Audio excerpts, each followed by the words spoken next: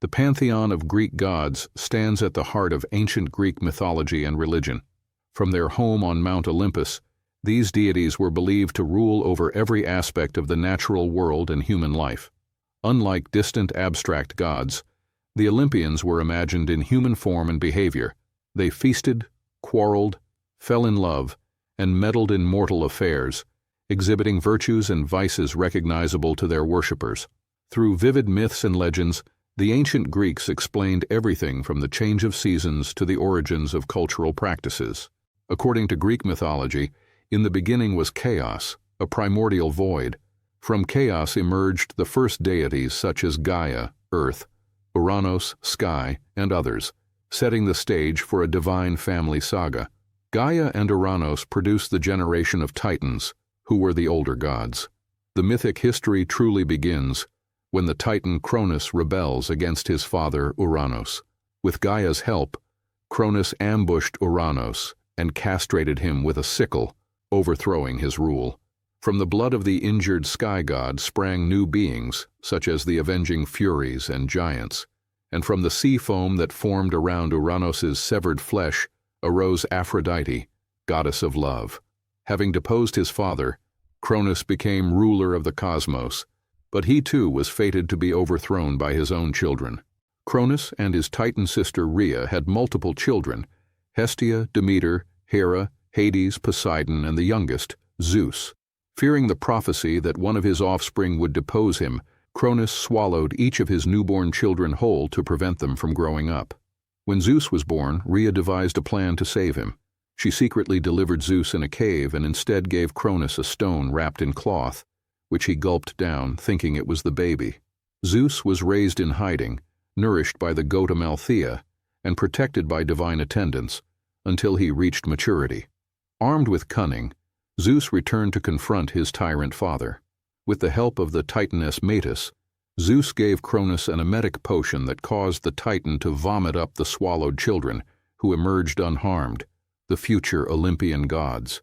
A great war then erupted between the old gods and the new.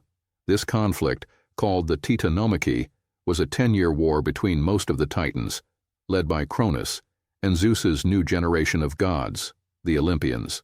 Zeus freed other allies whom Cronus had imprisoned, including the mighty one-eyed Cyclopes and the 100-handed Hecatoncheires, who gladly joined the fight on Zeus's side. The Cyclopes forged potent weapons for the young gods. For Zeus, they crafted his iconic thunderbolts. For Poseidon, a powerful trident, and for Hades, a helmet of darkness that conferred invisibility. With these new weapons and allies, the Olympians finally triumphed. The Titans were defeated and banished to the depths of Tartarus, and Zeus and his siblings claimed dominion over the universe. After the war, the three victorious brothers Zeus, Poseidon, and Hades drew lots to divide the world among themselves. Zeus became lord of the sky, Poseidon took command of the sea, and Hades was allotted the underworld, realm of the dead. The solid earth and Olympus were common ground for all the gods. Thus, the stage was set for the reign of the Olympian gods, the central figures of Greek mythology and worship.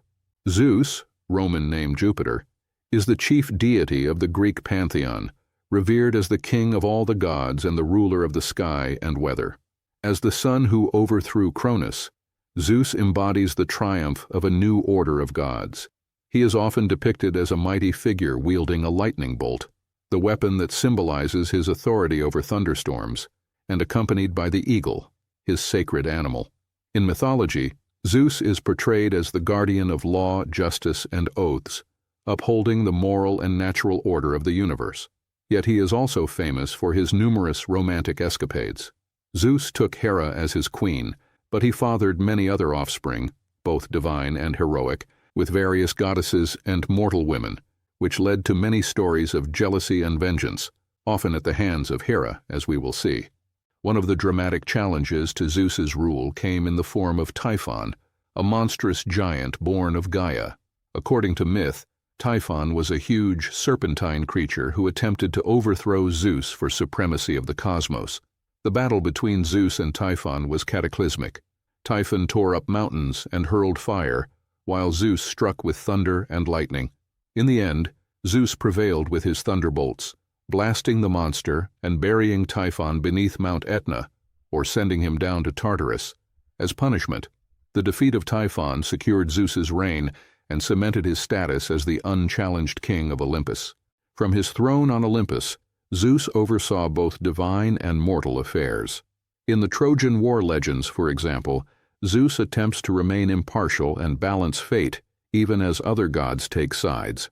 However, Zeus could also unleash his wrath upon mortals who defied him, such as the legendary king Lycaon, whom Zeus transformed into a wolf for his impiety, or the entire human race in the time of Deucalion, when Zeus sent a great flood to purge the world.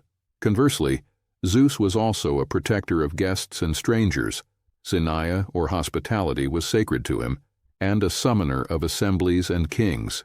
In ancient Greek worship, Zeus was honored as a pan-Hellenic deity, with major festivals and sanctuaries across the Greek world.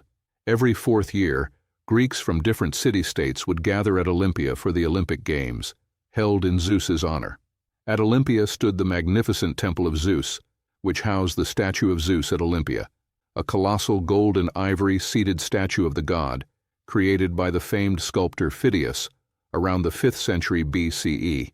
This statue, nearly 12 meters tall, was regarded as one of the 7 wonders of the ancient world, reflecting the esteem in which Zeus was held. Zeus also had an important oracle at Dodona in Epirus, where priests interpreted the rustling of oak leaves as the god's prophecies. In art and literature, Zeus is the all-father figure, noble, mighty, but not without faults, whose decisions influence the fate of both gods and humans. As the ruler of the sky, the dispenser of storms and fair weather, and the upholder of kings, Zeus exemplified the power and grandeur of the Greek gods. Hera, Roman name Juno, is the queen of the Olympian gods, sister and wife of Zeus. She is venerated as the goddess of marriage, women, and family, presiding over the sanctity of marital vows and the well-being of wives. In statues and paintings, Hera is often shown wearing a crown, the polos, and holding a royal scepter, embodying her status as a sovereign goddess. Despite her majestic role, Hera's personality in myth is marked by her fierce pride and jealousy, largely provoked by Zeus's serial infidelities. Many myths recount Hera's efforts to punish her husband's lovers and illegitimate offspring, reflecting her aspect as a defender of marriage, albeit through vengeful means. One famous story of Hera's wrath concerns Io, a mortal woman loved by Zeus. To hide Io from Hera, Zeus transformed the girl into a white cow. Hera was not deceived. She demanded the cow as a gift and set the all-seeing giant Argus Panoptes to guard Io. Zeus then sent his son Hermes to rescue Io. Hermes managed to lull Argus to sleep and slew him, freeing Io. Enraged, Hera sent a gadfly to relentlessly sting Io, driving the cowgirl to wander the world in madness. Eventually, Io was restored to human form, but the myth highlights Hera's unforgiving nature toward Zeus's consorts. Similarly, Hera's stepson Heracles, a son of Zeus by Alcmaeon, faced her ire from birth. Hera sent serpents to kill the infant Heracles in his cradle, and later afflicted him with a bout of madness as vengeance, causing him to commit a terrible tragedy. These tales, while making Hera appear vindictive, also underscore her power and agency as a major goddess.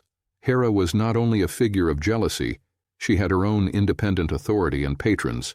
As goddess of marriage and childbirth, women of Greece, especially brides, would pray to Hera for protection and prosperity in family life. Some of the oldest and grandest temples in Greek lands were dedicated to Hera. For example, the Heraion of Samos, on the island of Samos, and the Heraion of Argos were important sanctuaries where Hera was worshipped as a chief deity. In these sites, festivals in her honor, sometimes involving processions and the adornment of her statues, reaffirmed her importance. In mythic imagery, Hera also plays a key role in the Trojan War saga. When the Trojan prince Paris judged Aphrodite as the fairest over Hera and Athena, Hera became the bitter enemy of Troy. During the war, Hera passionately supported the Greeks and even convinced Zeus to momentarily step aside so she could assist in Trojan defeat, a rare moment where she outwitted her husband.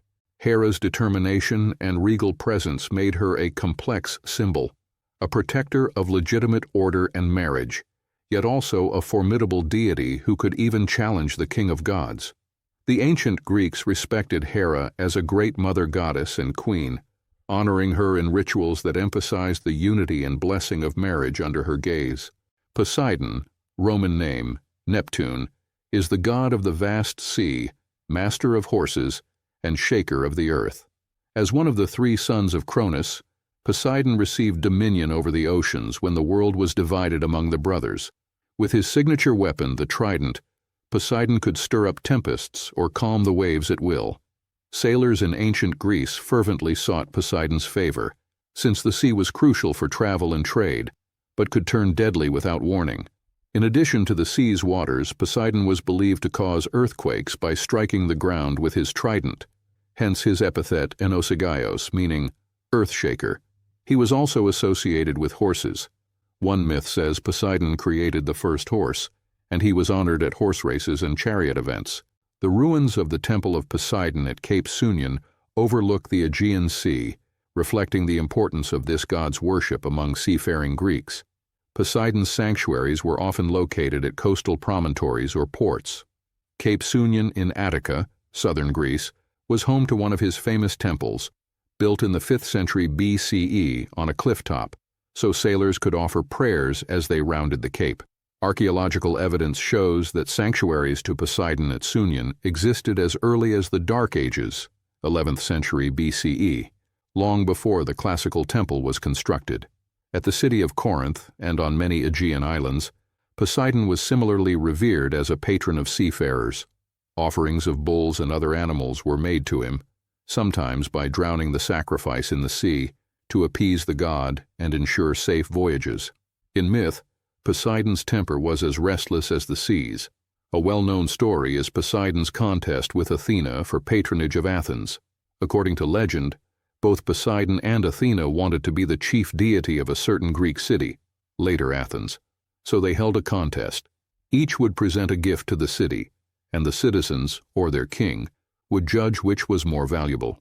Poseidon struck the Acropolis rock with his trident, and a spring burst forth. Some versions say it was a saltwater spring, others that he brought forth the first horse, symbolizing naval power or warfare. Athena, however, planted the first olive tree, offering the city the gift of peace and prosperity through agriculture. The people deemed Athena's gift superior, and thus the city was named Athens in her honor. Poseidon, angered by the loss, supposedly sent a surge of water or cursed the land with temporary drought as a show of his displeasure. Nonetheless, the Athenians still built a shrine for Poseidon on the Acropolis, acknowledging him as a secondary patron. This myth highlights Poseidon's pride and volatility, but also the way Greek cities often balanced reverence for multiple gods. Poseidon figures in many other tales. In Homer's Odyssey, he is the relentless antagonist of Odysseus, furious that the hero blinded Poseidon's son, the Cyclops Polyphemus.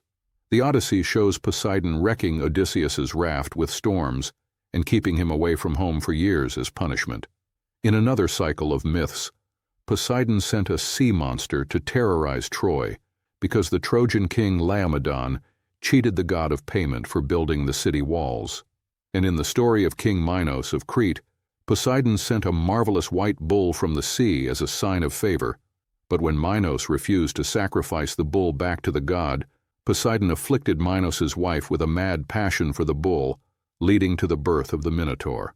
These stories illustrate Poseidon's character: powerful, sometimes vengeful, and deeply respected by all who lived at the mercy of the sea and earthquakes. In Greek life, a peaceful sea and stable ground were blessings not taken for granted, and thus Poseidon was propitiated with prayers, hymns, and games, such as the Isthmian Games at Corinth held in his honor. As the lord of a realm that connected all Greek lands, Poseidon was a truly Panhellenic god, second only to Zeus in breadth of worship. Demeter, Roman name Ceres, is the beloved goddess of agriculture, grain, and the fertility of the earth. As the elder sister of Zeus and the mother of Persephone, Demeter was central to Greek life because she governed the growth of crops and the cycle of the seasons. The ancient Greeks saw Demeter's hand in the sprouting of wheat in spring and the yellowing of fields in autumn. She is usually portrayed as a mature woman holding a sheaf of wheat or a cornucopia, symbolizing the nourishment that comes from the soil. Above all, Demeter's story with her daughter Persephone provided a mythical explanation for why the seasons change, and was at the heart of one of Greek religion's most important rites. The most famous myth of Demeter is the abduction of Persephone. Persephone, also called Kor, meaning maiden, was Demeter's only daughter, and the two were inseparable. One day, as Persephone was picking flowers in a meadow, the earth suddenly opened and Hades, lord of the underworld, sprang out with his chariot and carried the unwilling maiden down to his dark realm. This kidnapping had actually been done with the permission of Zeus, Persephone's father, but Demeter was not told. When Demeter discovered her daughter missing, she was devastated. The grieving mother wandered the earth with torches, searching for Persephone night and day, but in vain. In her sorrow and fury, Demeter caused all growth on earth to halt. Plants withered, seeds refused to sprout, and a great famine spread over the world. Worried that mankind might perish and no longer offer sacrifices to the gods, Zeus finally intervened. He ordered Hades to return Persephone to her mother. Hades obeyed, but before letting Persephone go, he cleverly offered her a few pomegranate seeds to eat. Persephone ate 6 seeds, in some versions 4, a small act with big consequences, because eating the food of the underworld bound her to that realm. When Persephone was reunited with Demeter, the world blossomed again in joy. However, because she had tasted the pomegranate, a divine decree fell. Persephone could not remain forever with her mother. It was decided that Persephone would spend part of each year with Hades as queen of the underworld, and part of the year above with Demeter. In many accounts, Persephone's time below was the winter months when plants die off, and her return marked spring and summer when life flourishes. In a classical version of the myth, Persephone spends 6 months of the year underground and 6 months on earth, 1 month for each pomegranate seed she ate.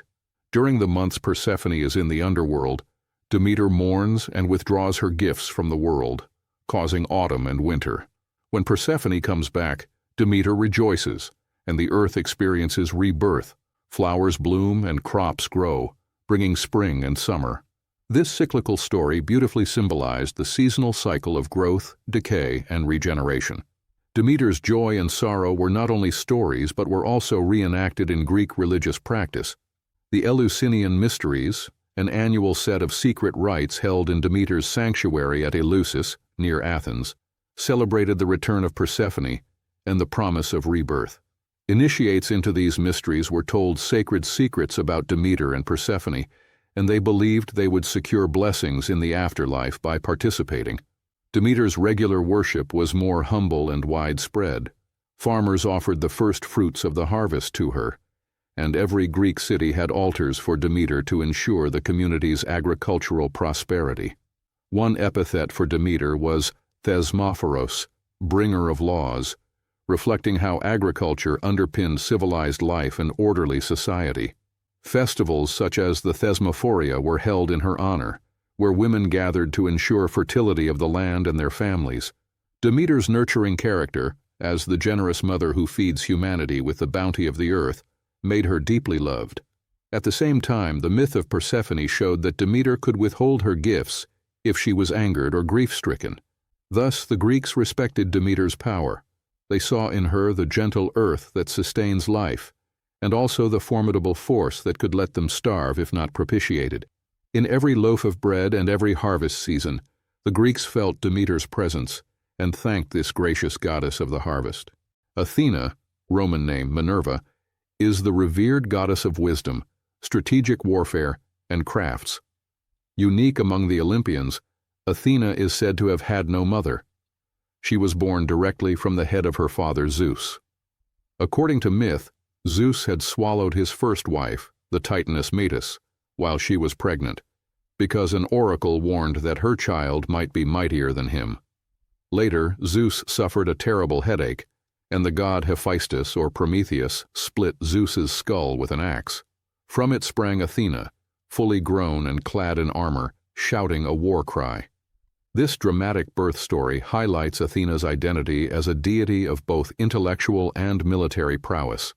She literally comes from the mind of Zeus, and she emerges as an armed warrior. Athena's symbols include the owl, signifying wisdom, and the olive tree, signifying peace and prosperity. Often she is depicted wearing a helmet and the aegis, a protective breastplate or shield adorned with the head of Medusa, and carrying a spear. She remained a virgin goddess, Athena Parthenos, Athena the Maiden, throughout mythology, and many of her myths emphasize her role as a wise guide and protector rather than a lover or mother. Athena was widely revered as the patroness of cities and civilization. Her most famous association is with the city of Athens, which is named after her. As mentioned earlier, Athena won the patronage of Athens by offering the gift of the olive tree, triumphing over Poseidon's offer of a spring.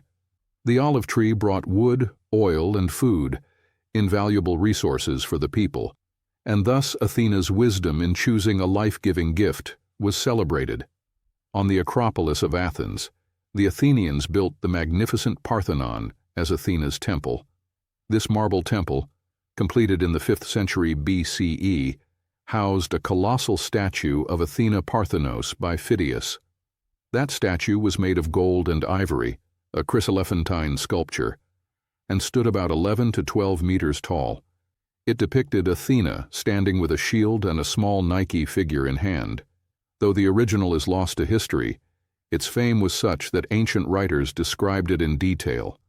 The Parthenon itself, whose ruins still dominate Athens today, testifies to Athena's central place in the civic and religious life of the city. Every year, Athenians held the Panathenæa festival in her honor, a grand procession to the Acropolis, with sacrifices and athletic competitions, during which a new woven robe, peplos, was offered to Athena's statue. A modern full-scale reproduction of the ancient statue of Athena Parthenos gives a sense of the awe this goddess inspired. In Nashville, Tennessee, a replica of the Parthenon and its Athena statue, originally by Phidias, has been erected at life-size since the originals are lost. The ancient Athena Parthenos was a colossal gold and ivory figure and, along with the equally massive statue of Zeus at Olympia, was considered one of the greatest achievements of Greek sculpture. These colossal cult images symbolize the power and glory of the gods in the physical world. In mythology, Athena is known for her clear-eyed intelligence and courage. Unlike Ares, the god of chaotic war, Athena represents disciplined, strategic warfare and defense of the just cause. She frequently aids beloved heroes on their quests, guiding them with advice or magical aids. For example, Perseus received Athena's help, a polished shield, to slay Medusa. Odysseus was famously protected by Athena throughout the Odyssey, with the goddess appearing in disguise to give him counsel and intervening to ensure his homecoming. Athena was also credited with teaching valuable crafts to humans, like weaving and metalwork. In one tale, a Lydian girl named Arachne, proud of her weaving skill, dared to boast she was Athena's equal. Disguised as an old woman, Athena warned Arachne against hubris. When Arachne persisted and even won a weaving contest against the goddess Athena, angered by the girl's insolence, transformed Arachne into a spider, condemning her and her descendants to weave forever. This myth of Arachne underscores Athena's role as patroness of artisans and the importance of respecting the god's superiority. Athena also played a key role in the lead-up to the Trojan War. Along with Hera and Aphrodite, she was one of the 3 goddesses whose quarrel led to the judgment of Paris, and ultimately to war. In the war itself, Athena, furious at not being chosen by Paris, became a staunch ally of the Greek forces. Homer's Iliad portrays her as a battlefield presence, granting courage and clarity to favored warriors like Odysseus and Diomedes. In one famous scene, Athena even drives Ares from the battlefield, striking him with a boulder, which dramatizes the Greek perspective that wisdom and strategy trump brute force. Athena's combination of wisdom, creative skill, and martial prowess made her one of the most respected deities. The epithet often used for her is glaucopis, bright-eyed or with gleaming eyes, hinting at her sharp-sighted intelligence. To the Greeks, Athena embodied the ideals of thoughtful leadership and ingenuity. It is little surprise that cities beyond Athens, like Sparta, Argos, and others, also had temples for Athena Polias, of the city, hoping her favor would grant them prosperity and victory. Athena's legacy, as a symbol of wisdom and civilized values, has endured far beyond antiquity. Even today, her image, for instance as the Roman Minerva, is used to represent wisdom and learning. Apollo, same name in Roman, is one of the most widely revered of the Olympian gods, associated with a rich array of domains. He is primarily known as the god of prophecy, music, poetry, medicine, and later, the sun. Handsome, youthful, and radiant, Apollo embodies the ideal of Kouros, a beardless young man in his prime. In art, Apollo is often depicted with a lyre, a musical instrument, in hand, symbolizing his mastery of music, or with a bow, as he was also an archer god whose arrows could bring sudden death or plague. He wears a laurel wreath on his golden hair, commemorating the myth of his lost love Daphne, who was transformed into the laurel tree. Apollo is the twin brother of Artemis, born of Zeus and the Titaness Leto. He was born on the Aegean island of Delos, which became one of his sacred sites. Graceful and creative, yet also capable of deadly wrath, Apollo represents the harmonious and destructive powers of the divine. One of Apollo's foremost roles was as the god of oracles and prophecy. He was believed to communicate divine knowledge to humans through certain sanctuaries, the most famous being the Oracle of Delphi. At Delphi, high on Mount Parnassus, Apollo's priestess, the Pythia, would enter an entranced state and speak cryptic prophecies, believed to be Apollo's words. People from all over the Greek world, including city-states and foreign kings, consulted the Delphic oracle for guidance on matters of war, colonization, religion, and more. The oracle's pronouncements had enormous influence, reinforcing Apollo's status as the source of divine wisdom. Greek myth explains how Apollo came to Delphi. Originally, the site was guarded by Python, a great serpent or dragon born of Gaia. Apollo, seeking to establish his shrine, shot Python with his arrows and slew the monster, claiming Delphi for himself. Thereafter, he was known as Pythian Apollo, and the priestess took the title Pythia in memory of the serpent. The slaying of Python also established Apollo as a god who conquers the dark forces, a chthonic serpent, and brings enlightenment. Indeed, Apollo was associated with light in multiple senses, not only intellectual light, truth and reason, but eventually with the literal sunlight. In classical and Hellenistic times, Apollo became identified with Helios, the sun god, and poets often described the sun as Apollo's chariot crossing the sky. Apollo's contributions to culture were immense in Greek belief. He was the leader of the Muses, patron goddesses of the arts and sciences, often given the epithet Musagetes, leader of muses. As such, Apollo inspired musicians, poets, and artists. The stringed lyre is Apollo's instrument.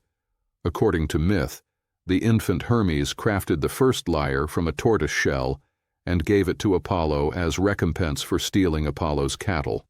Apollo became the divine virtuoso of the lyre.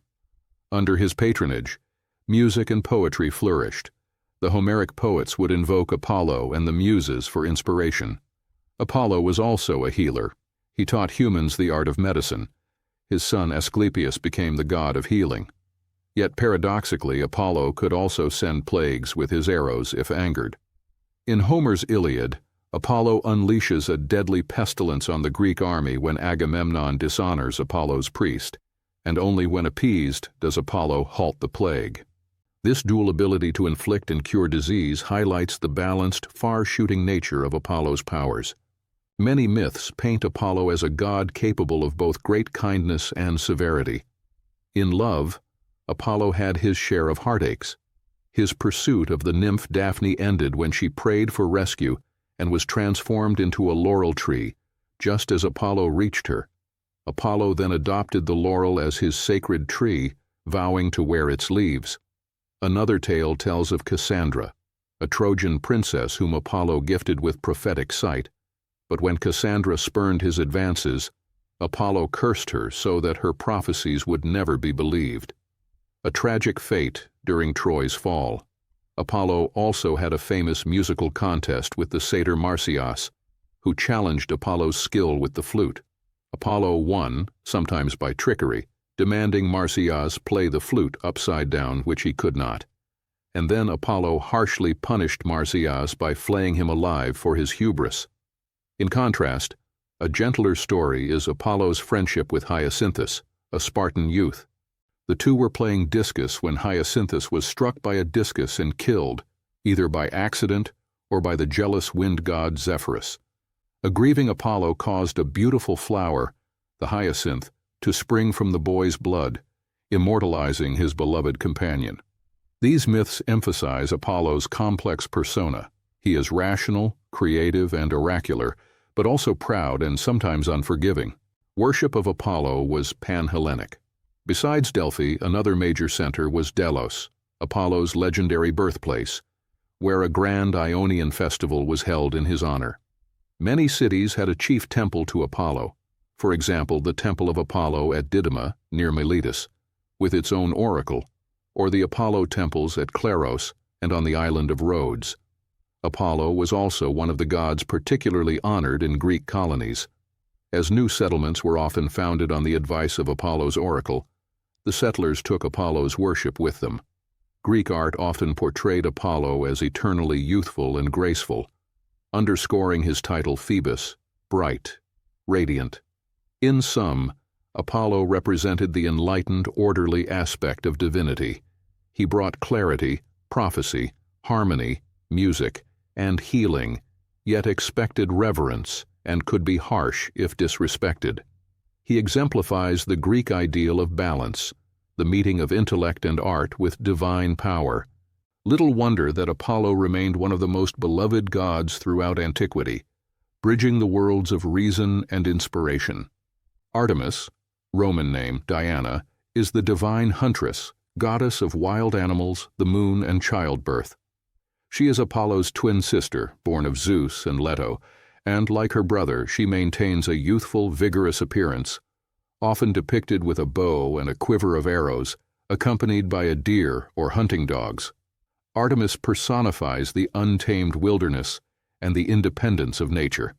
As the virgin goddess of the hunt, she roams the forests, hills, and uncultivated places, delighting in the chase and in protecting the purity of her domain. Paradoxically, Artemis is also a protector of the young and associated with childbirth. Though a virgin, she was invoked to aid women in labor, perhaps because her own birth was painless, and she then helped deliver Apollo. The Greeks saw Artemis's hand in the abundance of game, the safety of women and children, and the gentle light of the moon. Over time, Artemis became identified with Selene, the moon goddess, just as Apollo was identified with Helios for the sun. Myths of Artemis emphasize her chastity, swift justice, and connection to nature. One of the most famous is the tragic tale of Actaeon. Actaeon was a skilled hunter who one day, by fate or misfortune, stumbled upon the goddess while she was bathing naked in a forest pool. Artemis, enraged that a mortal man had seen her unveiled, meted out a terrifying punishment. She transformed Actaeon into a stag, and immediately the hunter's own hounds caught the scent, and not recognizing their master, chased him down and tore him apart. This grim story illustrates Artemis's fiercely guarded modesty and the lethal consequences of offending her. Yet it also has a kind of natural justice. Actaeon becomes the hunted instead of the hunter, a reminder of the sacredness of the wild creatures under Artemis's protection. In another myth, Artemis and her twin Apollo defend the honor of their mother Leto against Niobe, a queen of Thebes. Niobe boasted that she was superior to Leto because Niobe had 14 children, while Leto had only 2. In swift retribution for Niobe's arrogance, Artemis and Apollo descended and shot down all of Niobe's sons and daughters, with their arrows. Niobe, struck by unbearable grief, turned to stone. This tale reinforced the idea that hubris, pride, against the gods, especially against a protective mother like Leto, would be severely punished, and it showcased Artemis as an instrument of divine vengeance.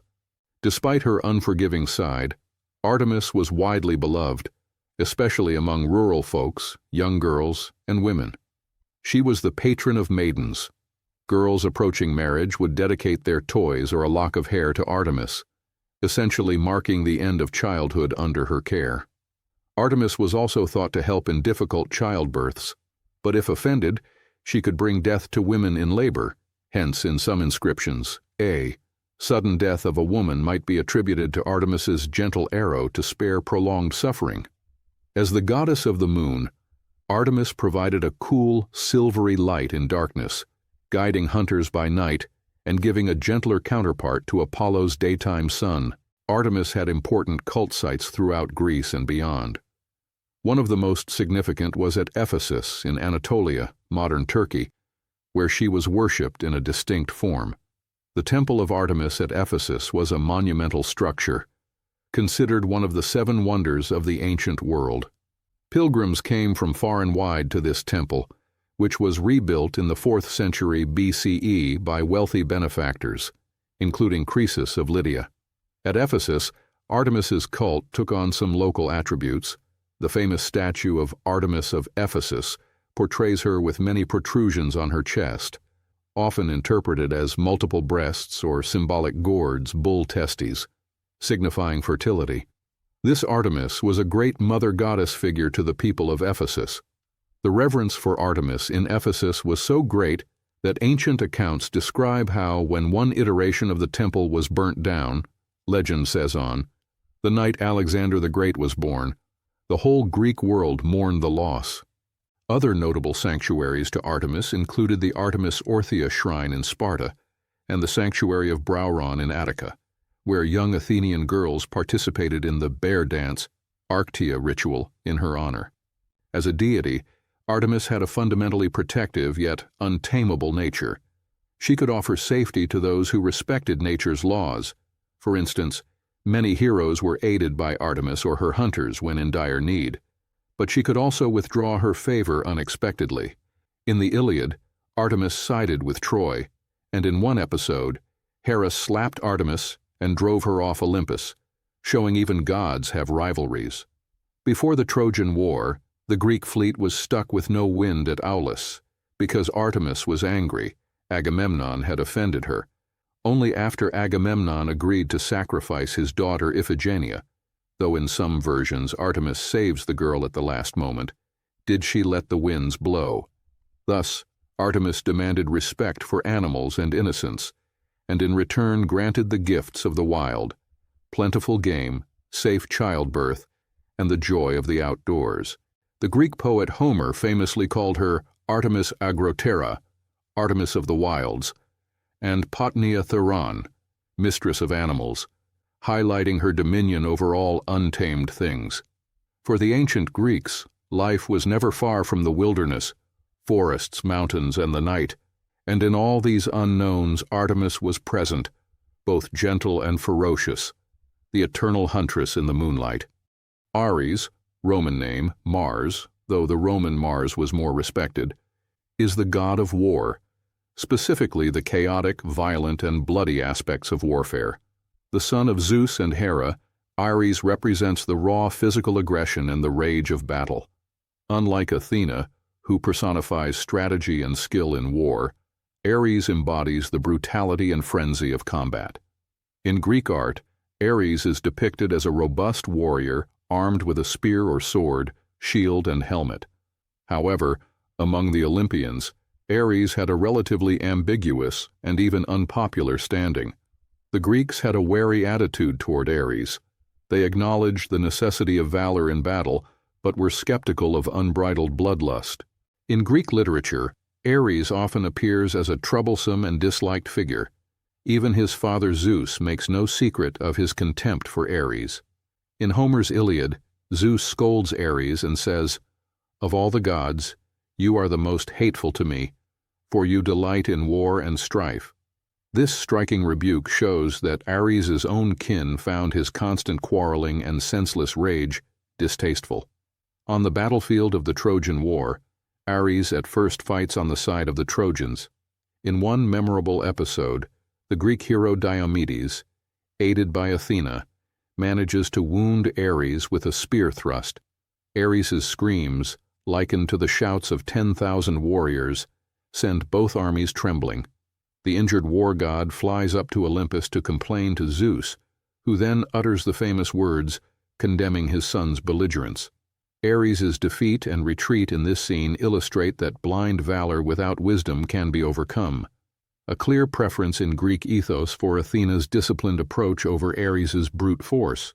Notwithstanding his unpopularity on Olympus, Ares figures in several myths, often with an element of humiliation or comeuppance. The most famous is the tale of Ares and Aphrodite. Though Aphrodite was married to Hephaestus, she and Ares carried on a passionate affair. Hephaestus eventually learned of their liaison and set a cunning trap. He forged an invisible, unbreakable net and secretly rigged it above Aphrodite's bed. When Ares next trysted with Aphrodite, the net dropped and ensnared the lovers in the act. Hephaestus then called the other gods to witness the captured pair. The assembled gods laughed and mocked Ares caught helpless, noting how the mighty war god was outwitted by the clever smith. This story not only entertains but conveys how Ares' strength could be neutralized by intelligence, and adds a touch of moral that adultery leads to embarrassment. It's worth noting that the goddesses demurely stayed away from this spectacle in Homer's account, but the male gods joked that they wouldn't mind trading places with Ares despite the laughter. Ares did have his followers and cult in certain regions. He was particularly associated with Thrace, northern Greece, a land which the Greeks imagined as barbaric and warlike, fitting for the war god's temperament. In Sparta, a society organized around warfare, Ares received some honors, though even there Athena, as a war goddess of strategy, was more revered. One startling practice reportedly done in Sparta was the sacrifice of puppies to Enyalios, a local name often equated with Ares, to invoke the god's ferocity. In Athens, Ares had a presence mainly in name. The Areopagus, Hill of Ares, was a rocky outcrop where the gods supposedly tried Ares for murder. He had killed Poseidon's son, Halirrhothios, when that youth assaulted Ares' daughter, according to myth.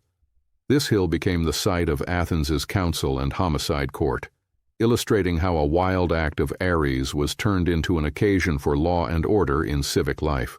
Children of Ares in myth include the Amazons, fierce warrior women, and dragons or monstrous figures like the Ismenian dragon slain by Cadmus. Often heroes had to overcome Ares' progeny or attendants.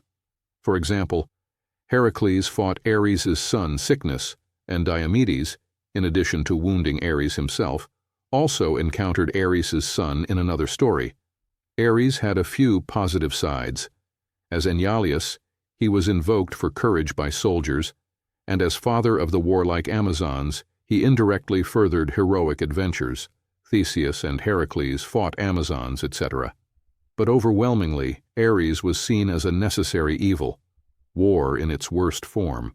In Roman culture, Ares' counterpart Mars was much more dignified, being a father of the Roman people and a god of agriculture as well as war. The Greeks, on the other hand, did not integrate Ares deeply into civic life. There were few grand temples to Ares. One known temple of Ares existed in Athens, which was actually a rededication of an older temple moved from another town. In literature and prayers, Greek warriors more often invoked Athena or Zeus for victory rather than Ares. Still, before battle, they might offer simple sacrifices to Ares for bloodlust and strength. The duality of Greek attitudes towards war, admiration for valor, horror at slaughter, is reflected in the duality between Athena and Ares. Where Athena was strategic and honorable warfare, Ares was bloodthirst and carnage, earning more fear than love from mortal worshippers. After all, prolonged war was a curse for any city, and thus Ares had to be appeased carefully or kept at bay. In sum, Ares occupies an unusual place among the Olympians, essential as the spirit of conflict, yet kept somewhat at arm's length by a culture that generally preferred wit over wrath. Aphrodite, Roman name Venus, is the radiant goddess of love, beauty, passion, and desire. In every story and image, Aphrodite is the embodiment of erotic allure and the creative power of attraction. According to the most famous account of her origin, told by Hesiod, Aphrodite was born in a miraculous, elemental way. When Cronus severed Uranus's genitals and threw them into the sea, the mingled blood and foam gave rise to Aphrodite. She emerged from the sea foam, her name is often linked to Aphros, foam, as a fully formed, stunningly beautiful woman, first approaching land at the island of Cythera, and then Cyprus. This primeval birth made Aphrodite older than Zeus's generation of gods, though Homer's Iliad presents a different genealogy, making her a daughter of Zeus and Dion. Either way, Aphrodite is always depicted as eternally young and supremely attractive, often nude or semi-nude in later art, accompanied by symbols like doves, sparrows, roses, and the myrtle wreath. She has a magical girdle, belt, that can ignite desire in any who behold her. Aphrodite's power revolves around love in all its forms, not only romantic and sexual love, but also the generative force of nature that leads to procreation and fertility. She can inspire joyful love that binds couples, but also irrational lust that causes chaos. The myths of Aphrodite reflect this dual nature. On the positive side, she is seen helping people fall in love. For instance, she brought together the beautiful Helen and Paris, though that ended poorly, and in some stories she blessed marriages that honored her. On the negative side, unbridled passions incited by Aphrodite could lead to conflict and tragedy. The Trojan War is a prime example. One of the earliest and most significant mythic episodes involving Aphrodite is the Judgment of Paris, which set off the Trojan War. When Eris, Strife, tossed a golden apple for the fairest among the goddesses, the contenders were Hera, Athena, and Aphrodite. They asked Paris, a Trojan prince, to decide who was most beautiful. Each offered him a bribe. Hera promised power, Athena promised victory in war, and Aphrodite promised him the most beautiful woman in the world. Paris awarded the apple to Aphrodite, thus gaining her favor, and the reward Helen of Sparta, the most beautiful mortal woman, whom Aphrodite made fall in love with him. This abduction-elopement of Helen with Paris led to the Trojan War.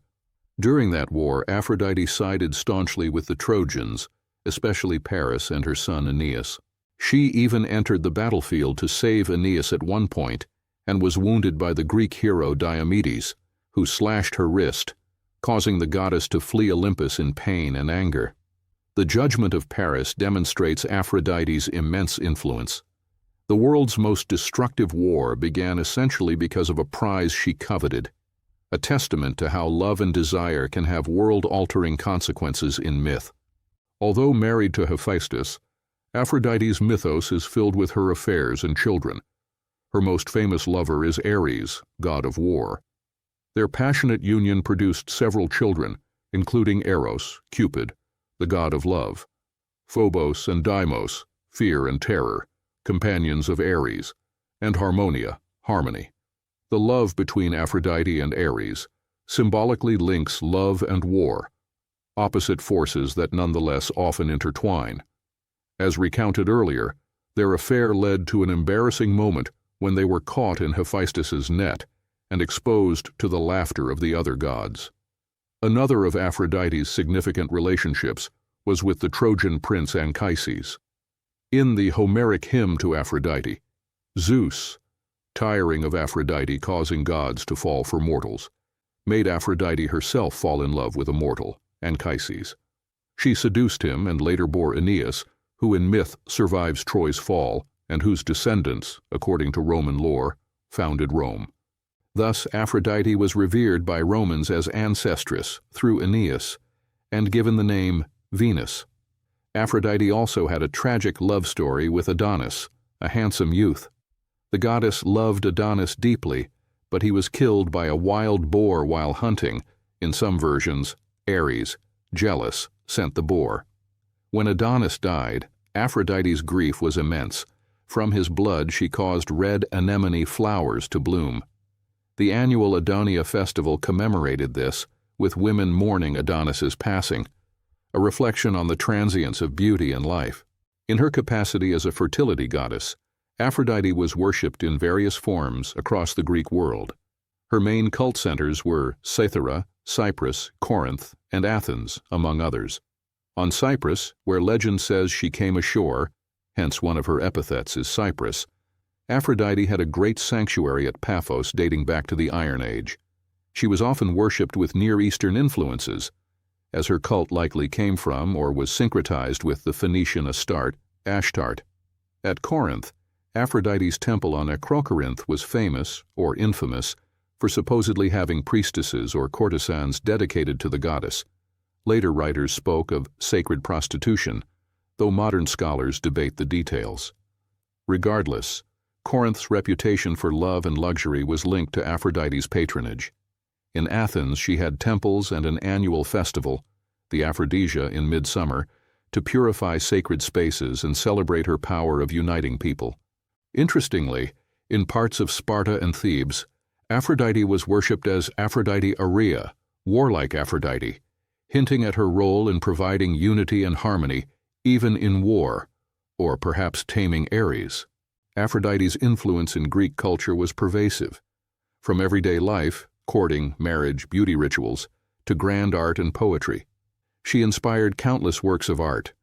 One of the most famous statues is the Aphrodite of Cnidus by Praxiteles, celebrated as the first full-scale nude female statue, highlighting her grace and humanity. In literature, poets like Sappho dedicated odes to Aphrodite, beseeching her aid in matters of love. To the Greeks, Aphrodite was at once a comforting and dangerous presence. Love can bring joy, partnership, and new life, but also jealousy, conflict, and sorrow. Thus, they worshipped her to secure the blessings of affection and fertility while hoping to avoid the tumult that uncontrolled desire can cause. Above all, Aphrodite exemplified the idea that beauty and love are powerful forces that no one, not even gods, can escape. Her smile could allure and pacify, and her anger, often manifest through the meddling of her son Eros's arrows, could upend the lives of gods and mortals alike. In a very real sense, Aphrodite made the world go round in Greek thought, as love is the driving force of life and creation. Hephaestus, Roman name Vulcan, is the ingenious god of fire, metallurgy, and crafts. He is the divine blacksmith who forges extraordinary weapons and treasures for gods and heroes. In contrast to the other eternally youthful and beautiful Olympians, Hephaestus is unique.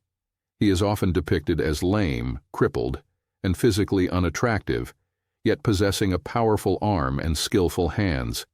As the son of Hera, and in some myths of Zeus and Hera, though a popular version says Hera conceived him alone in retaliation for Zeus' birthing, Athena, Hephaestus's birth and childhood were fraught with drama. It is said that when Hera first saw her baby was born weak or with a deformed foot, she was so displeased that she hurled infant Hephaestus off Mount Olympus, causing him to fall for a whole day before crashing to earth. Other versions have Zeus as the one who flung Hephaestus down, after Hephaestus dared to side with Hera in a marital dispute. In either case, the result was the same. Hephaestus was crippled in his legs. He survived the fall and was either rescued by sea nymphs Thetis and Eurynome, or landed on the island of Lemnos, where he was cared for by the locals. Growing up away from Olympus, Hephaestus honed his craft, discovering fire and metalworking, and eventually returned to the divine realm, either through cunning or reconciliation. Despite his disability, Hephaestus became the master artisan of the gods. He built magnificent palaces, automatons, and weapons. On Olympus, he crafted his own workshop with 20 bellows that worked at his bidding. Some of Hephaestus's most renowned creations include Zeus's thunderbolt, Poseidon's trident, and Hades's helmet of invisibility. As noted in the Titanomachy, Though some myths credit the Cyclopes with these, Hephaestus is often conflated with them as the divine smith. The golden chariot of Helios, Achilles' splendid armor and shield described in the Iliad, Heracles' breastplate, the lovely scepter of Agamemnon, and automatic golden servants to assist him. He even built a marvelous bronze palace for himself on Olympus and golden mechanical handmaidens to support him as he walked. These achievements present Hephaestus as a symbol of the transformative power of fire and craft, the way raw elements can be turned into things of usefulness and beauty. In mythology, fire was humanity's friend and foe. Hephaestus personifies its constructive use, as opposed to the destructive fire of a volcano, though that is also under his domain. The Greek myths credited him with teaching mankind the arts that require heat and smelting, like metalwork and possibly pottery. Hephaestus's personal life among the gods was complicated. Despite his rough start, he gained honor by his skill.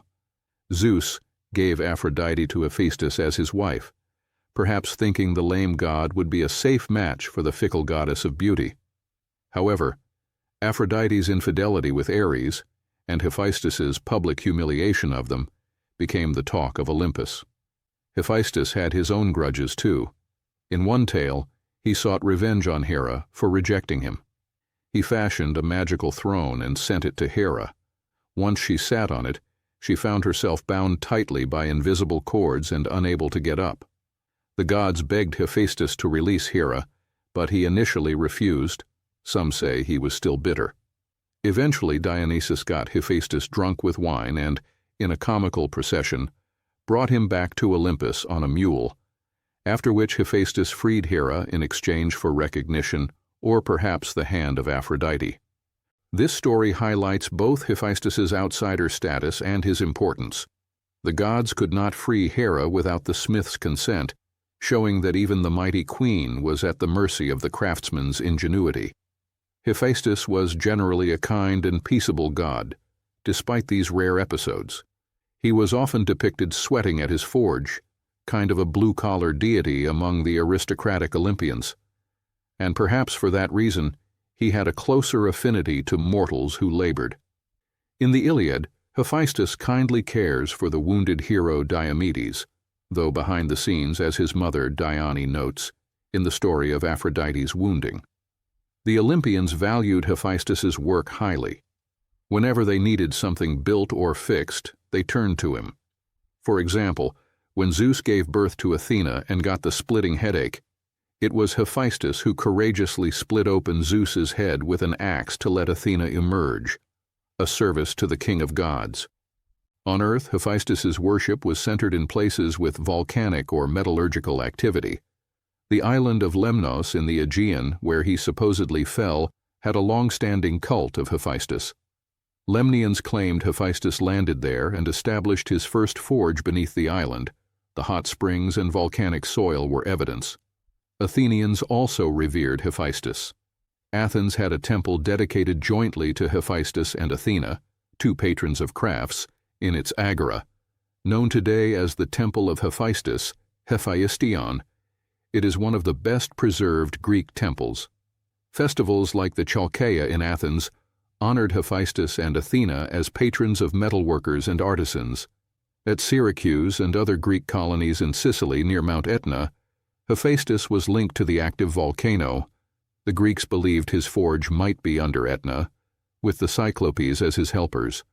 The Romans associated Hephaestus with Vulcan and instituted the Vulcanalia festival, mindful of preventing destructive fires. Hephaestus's character in myth evokes pity and admiration. He is the only Olympian described as physically imperfect, thrown away by his own mother, yet he earns a place by sheer talent. He shows that intellect and skill can triumph over brute strength and even overcome ridicule. In some ways, Hephaestus is a patron of those who toil in obscurity or face physical challenges. The grace and beauty that he creates contrast with his ungainly form, underscoring a Greek theme that inner excellence, techne, or craft matters more than outward appearance. When you admire the gleam of Achilles' armor or the intricate jewelry of Hera, you are indirectly praising Hephaestus. the quiet genius of Olympus. Thus, in the tapestry of Greek gods, Hephaestus represents the fire of creative force, sometimes unpredictable, but ultimately illuminating and forging the instruments of civilization itself. Hermes, Roman name Mercury, is the fleet-footed messenger of the gods, as well as the patron of travelers, merchants, thieves, herdsmen, and orators. He is a god of many talents and facets, a trickster, a conductor of souls, and a bringer of good luck. In art, Hermes is depicted as a youthful figure wearing a petasos, broad-brimmed traveler's hat, and winged sandals, often holding the caduceus, a staff entwined with two snakes, which is his emblem of office as herald. Hermes is the son of Zeus and Maia, one of the Pleiades. He was born on Mount Cyllene in Arcadia, and from the moment of his birth, he displayed extraordinary cleverness and speed. One delightful myth illustrates Hermes's ingenuity and mischievous nature as an infant. According to the Homeric hymn to Hermes, on the very day he was born, baby Hermes sneaked out of his cradle and went on an adventure. That evening, he encountered the sacred cattle of Apollo grazing in Pieria. The precocious infant stole 50 of Apollo's cattle for sheer sport. To avoid being tracked, Hermes disguised his theft. He made the cattle walk backwards and wore sandals made of branches to confuse the footprints. He hid the cattle in a grotto, and during the escapade, he invented a marvelous thing. Finding a tortoise shell, Hermes strung it with gut to craft the first lyre, which he played and sang to with joy. When Apollo eventually confronted Hermes, having figured out via prophecy who the thief was, Hermes at first feigned innocent babyhood, but eventually, to make amends, the child god offered Apollo the newly crafted lyre. Apollo was charmed by the beautiful music of the lyre and accepted it as a gift, forgiving Hermes and even laughing at the audacity of this newborn god. In exchange, Apollo gave Hermes a golden staff, which later became the caduceus, and recognized him as a fellow Olympian. Zeus also found the episode amusing and was proud of Hermes's wit. Thus, from the start, Hermes is shown as playful, inventive, and cunning, the very archetype of a trickster, but ultimately benevolent. Hermes's functions among the gods were numerous. As herald of Zeus, Hermes could travel everywhere freely. With his winged sandals, he darted down from Olympus to earth or the underworld, carrying messages and fulfilling errands. He guided heroes on quests. For example, he gave Perseus directions and tools, like the curved sword, to defeat Medusa, and advised Odysseus via his advice to Odysseus about outsmarting Circe, giving Odysseus the herb moly to resist her magic. As Psychopompos, or leader of souls, Hermes escorted the ghosts of the dead to the underworld, ensuring they reached Hades's realm safely. This role made him a bridge between living and dead, mortal and divine. Hermes was also celebrated as a god of boundaries and the crossing of boundaries. He protected travelers crossing physical boundaries, hence stone piles or herms with Hermes's head were erected on roads and borders as markers and for good fortune. He also could cross between the divine and mortal worlds, and between waking and dreaming. The Greeks felt messages in dreams came through Hermes. Because commerce involves crossing distances and exchanging goods, Hermes naturally became the god of trade and merchants. The dexterity and shrewdness of a good trader were under Hermes's patronage. Conversely, the god of thieves is also Hermes, for who is more apt at crossing boundaries and tricking than a thief? Hermes did not encourage malicious crime, but thieves and tricksters would pray to Hermes for luck, acknowledging him as kindred in craftiness. One title of his, Dolios, means the schemer or trickster. In rural life, Hermes was honored as well. He was said to be the protector of flocks and herds, possibly because shepherds wandering with their livestock could use a helpful deity of roads and fields. In Arcadia, an old form of Hermes, sometimes fused with or similar to Pan, was worshipped as a god of fertility for herds, including with ithyphallic statues symbolizing abundance. Many rustic songs and stories mention Hermes' friendliness. He's a god who comes in disguise, joins common folk for a meal, and brings luck, hence the term Hermes' luck for an unexpected windfall. One myth that combines many aspects of Hermes is the story of Argus Panoptes, the hundred-eyed giant. As recounted earlier, Hera set Argus to guard the cow-formed Io. Zeus sent Hermes to rescue Io. Hermes, taking the role of a sly operative, approached Argus and began to play the lyre and tell stories.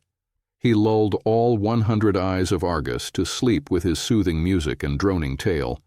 Once Argus was fully asleep, Hermes cut off the giant's head, freeing Io from his watch. After this daring deed, Hera took Argus's eyes and set them in the tail of the peacock, memorializing her faithful servant, while Hermes earned the title Argefontes, meaning Argus Slayer. This story highlights Hermes as an agent of Zeus, using wit and skill rather than brute force to accomplish his mission, and underscores his role as a liberator and problem solver. Hermes's worship was widespread. Every gymnasium and palestra, wrestling school, had a Hermes statue, as he was patron of athletics, quickness and agility being his gifts. The Herma, a squared stone pillar with Hermes's head and usually a phallic symbol, stood at doorways, crossroads, and city boundaries throughout Greece, serving both as a sacred monument and a milestone.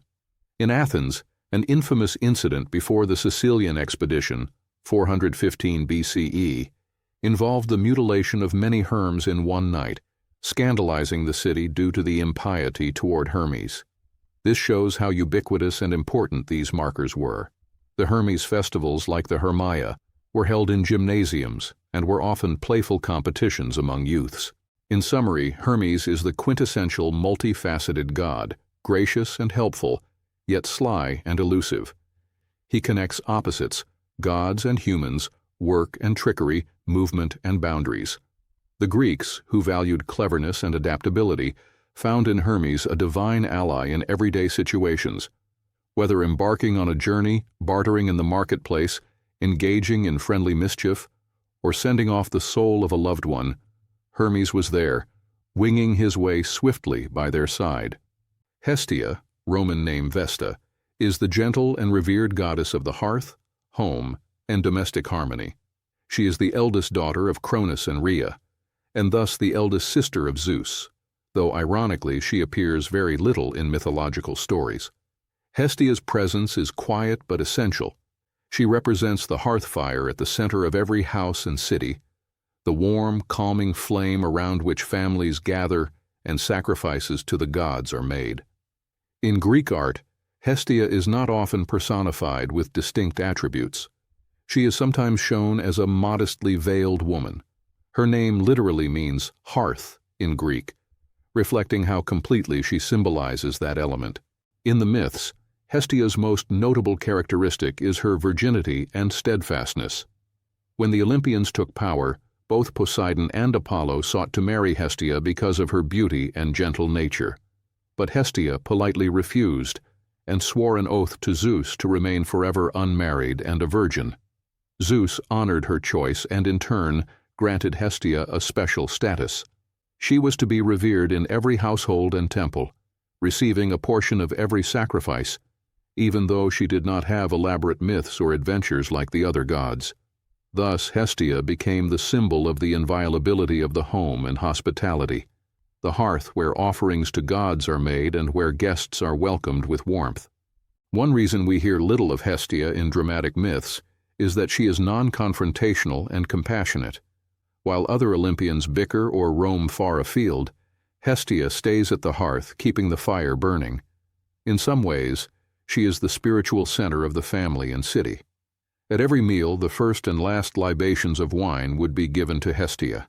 Likewise, when colonists set out to found a new city, they carried with them a torch lit from the public hearth of the mother city's Prytaneum, town hall, so that Hestia's flame would establish continuity in the new settlement's hearth. This symbolized the link between old and new community, and the presence of Hestia's blessing on the civic life. In public worship, every Greek city had a hearth shrine to Hestia in its Prytaneum where an ever-burning flame was maintained. For example, in Athens, the Prytaneion housed Hestia's eternal flame. If it ever went out, it would be relit from another pure source, like sun rays. Hestia did not have large temples of her own, or elaborate rituals dedicated solely to her. Rather, she was honored in every domestic and religious context, as a matter of course. Her cult was so universal and taken for granted that it required few special ceremonies. One could say Hestia's worship was woven into the fabric of daily life. Each home's hearth was her altar.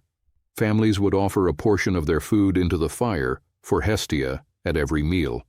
Newborn children were carried in a ritual dance around the hearth to be formally accepted into the family under Hestia's sight.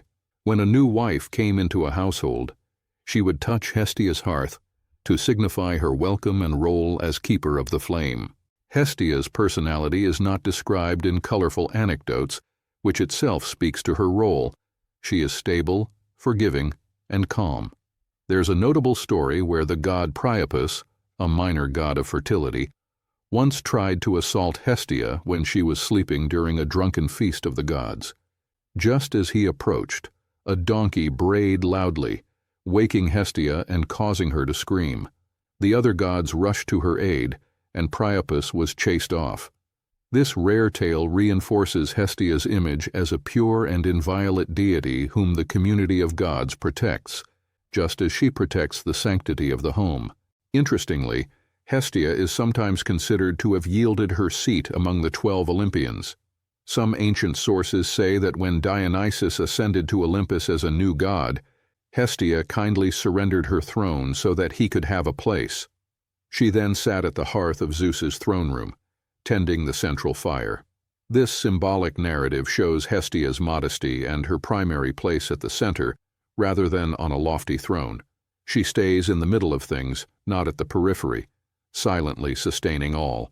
In Roman tradition, Vesta, Hestia's counterpart, had a far more visible cult with the famous Vestal virgins keeping the flame in the temple of Vesta. But in Greece, Hestia's flame lived in every home and city hall rather than a single temple.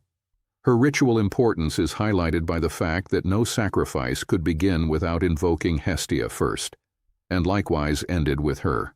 As one Homeric hymn succinctly put it, "Hestia, you have honored place among the immortals. In all the temples of the gods, yours is the first and last sacrifice." This speaks to her function as the alpha and omega of worship, framing every act of piety. For the ancient Greeks, Hestia embodied the ideals of domestic tranquility, stability, and unity. In a world full of travels, wars, and uncertainties, the hearth was a constant, a place of light, warmth, and safety. Hestia's ever-burning fire was a reminder of the continuity of life and the presence of the divine in the most ordinary of daily acts. Although she does not star in epic tales, Hestia's influence was felt intimately in each household and meal. Every time a family gathered around their fire or an offering was burnt, Hestia was there. By keeping faith with Hestia, Greeks believed their homes would be blessed with peace and plenty. In essence, Hestia is the heart of Olympian worship, quietly glowing at the core of Greek religious life, symbolizing home and hearth as sacred. Hades, Roman name, Pluto, often euphemistically, is the powerful and somber god of the underworld, ruler of the realm of the dead. He is a son of Cronus and Rhea, and the elder brother of Zeus and Poseidon. When the three brothers divided the world after the Titanomachy, Hades was granted dominion over the unseen realm beneath the earth, a kingdom often referred to simply as Hades after its ruler. In artistic depictions, Hades is shown as a stern, dark-bearded figure enthroned in the underworld, holding a bident, two-pronged scepter, and accompanied by Cerberus, his three-headed watchdog. Unlike the other Olympians, Hades does not reside on Mount Olympus. He dwells in his shadowy realm and seldom visits the world above. Despite being one of the major gods by rank, Hades is sometimes not counted among the 12 Olympians because his home is elsewhere. However, he is just as powerful within his domain. In myth, Hades is not evil. Greek religion did not view him as a devil, but he is grim, unyielding, and just. All mortals eventually come to Hades's realm, and he makes sure none, except a very exceptional few, leave. As Hesiod wrote, Hades is exceedingly hateful to mortals, not because he harms them, but because death itself is bitter to humans. The Greeks often avoided even saying his name.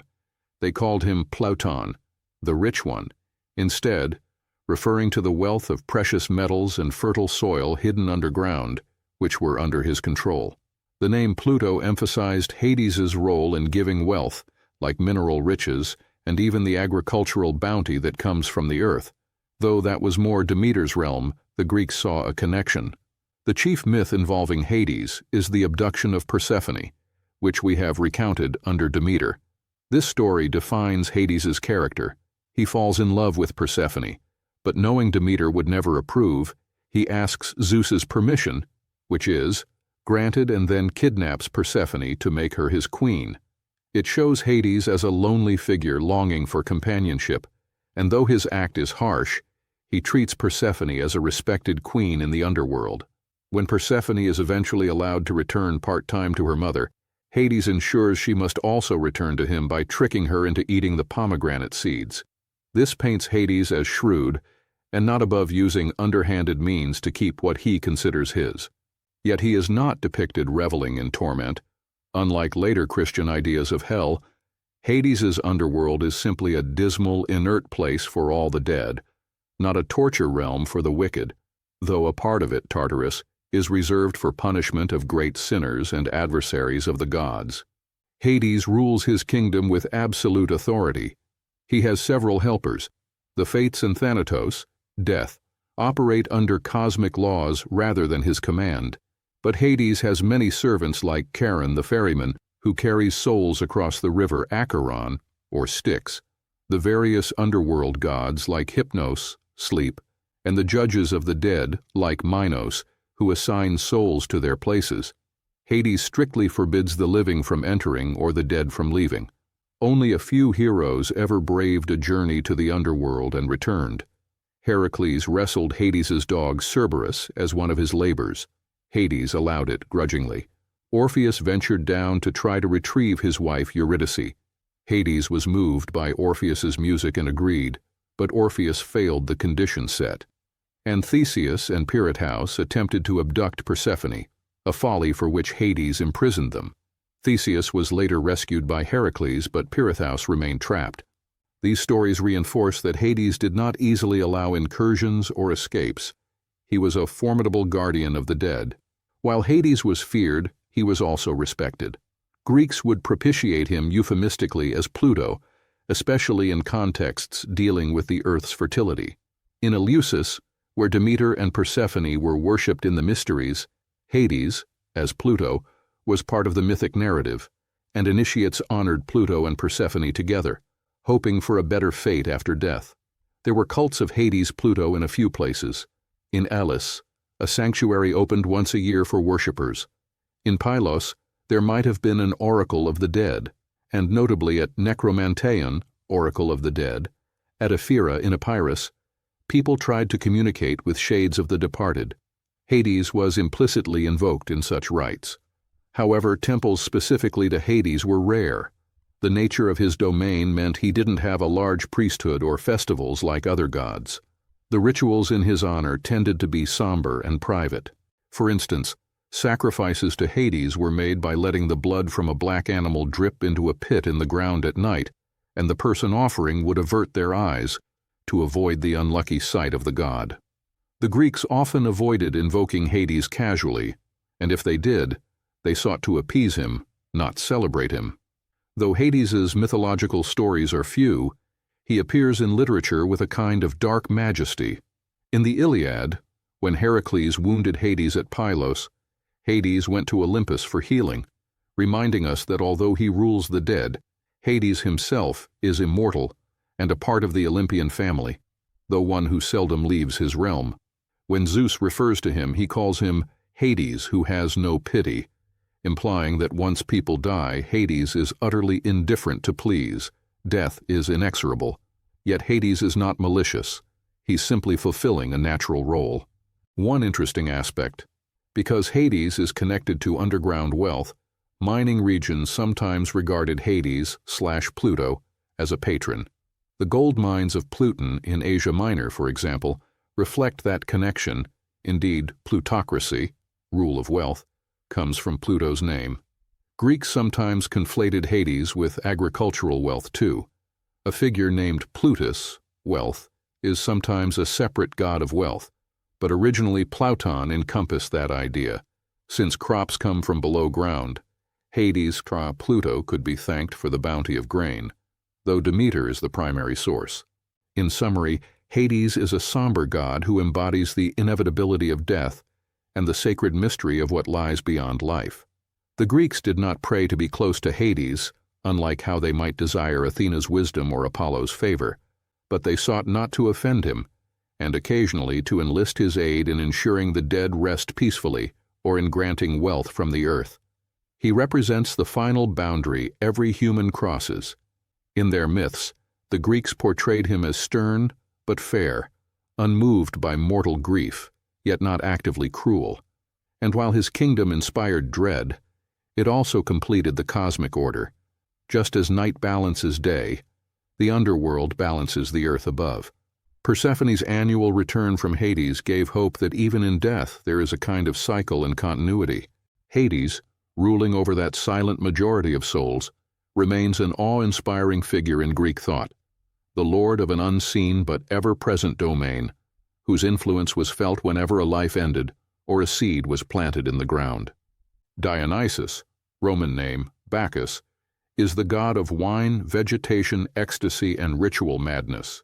He occupies a unique place among the Olympians as a later addition to their ranks, and as a deity whose cult was both joyous and unsettling.